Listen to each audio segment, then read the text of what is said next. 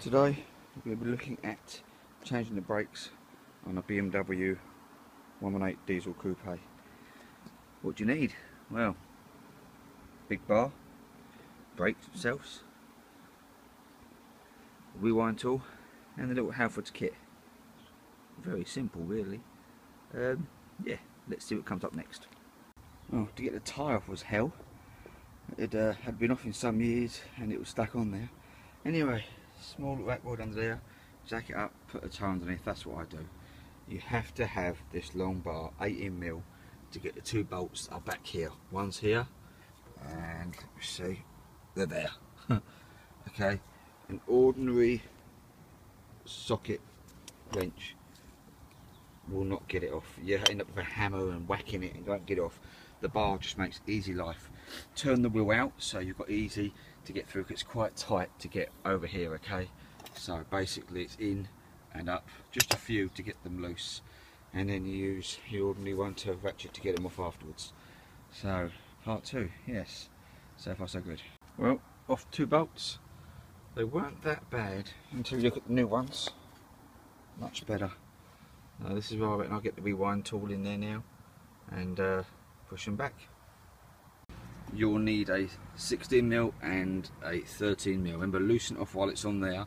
This to get this carrier off, so you can use the rewind tool.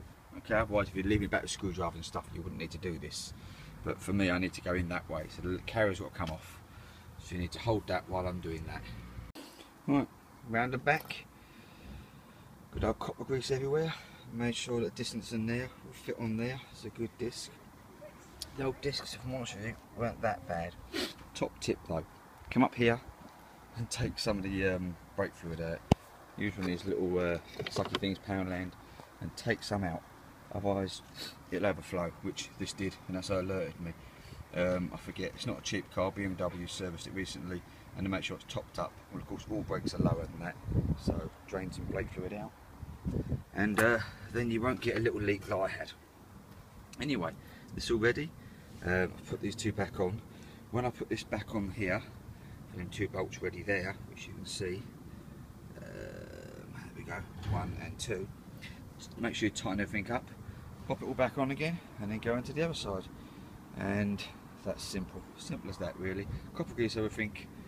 You need a few little tools, and the back's going to be identical, just different shape. So there you go, BMW brake changing. Not much money, but a lot cheaper than main dealer. When you do change them all though, pump them back up again before you go for, racing off down the road. Pump it a little bit, because we'll need doing that. And that really is a simple case of connecting it up, threading it through and rewinding it back. So that's nice and simple. And then obviously reverse, put the carrier back on with the two bolts, put the new discs in. And there we have it, all nicely done. Remember, this one here goes on the inside. The one with the little lip on it, okay? You'll see the both the different. One's not got it, one's got the little lip on it. If you put it around, it won't go in. And then when you put it all there, turn the wheel. Yeah, it should sound a bit grindy, but check that this outer bit isn't catching just the brakes. So don't just go hossing down the road, just check it. When you put it all back together again, go in the car, press the old brake pedal down several times, and eventually it will come up back to where the system's done it all again and working normally, and then just turn the wheel, which I've done. Copper grease everywhere for the bolts and nuts and stuff you put back on here. You may not change it again, but it'd be nice for the next person. And I'm going to copper grease this as well today, just so it doesn't stick on for whenever to get the wheel off again. Clean up the crap and grease off the car. Check the fluids, which I say it's going to be a lot higher. By the time I've done all four, I'm assuming I'll take quite a lot out. Right, there you go. Nice and easy BMW brakes. There we go. Bye bye. Just a quick one for this one. Identical to the other side. You generally find it'll get faster as you get round the car. But I still found this wheel stuck on as well. All nuts are off, but the wheel ain't coming off. So I've WD'd, or rating spray in here, and then I'm using a little screwdriver just to tap with a mallet, and then tap it off eventually. And then pop the wheel underneath, and then black rod underneath that, and that'll support you. Don't be tempted to do both sides, like one side at a time, so front and back. They are different, and I always do the front and then do the backs. Remember, as you lever this one back, the brake fluid will come out again. is up there. And the only reason why I'd say is that just in case you needed to go out, you know, you've just done one side and one side, it would be clever to do front and then back.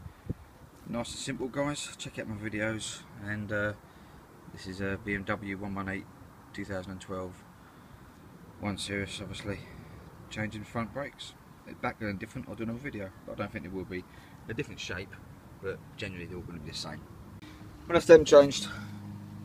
To be honest with you, they're reasonably alright. BMW still would have failed them. The only difference is this one, you haven't got the pins at the back, you've got this little clip bit. So when you get it off, and they are bloody hard, one in there, and you have to use your old bit of brute strength. You can't get no external leverage because of the arch where the wheel is. So anyway, nice bit of copper grease on them.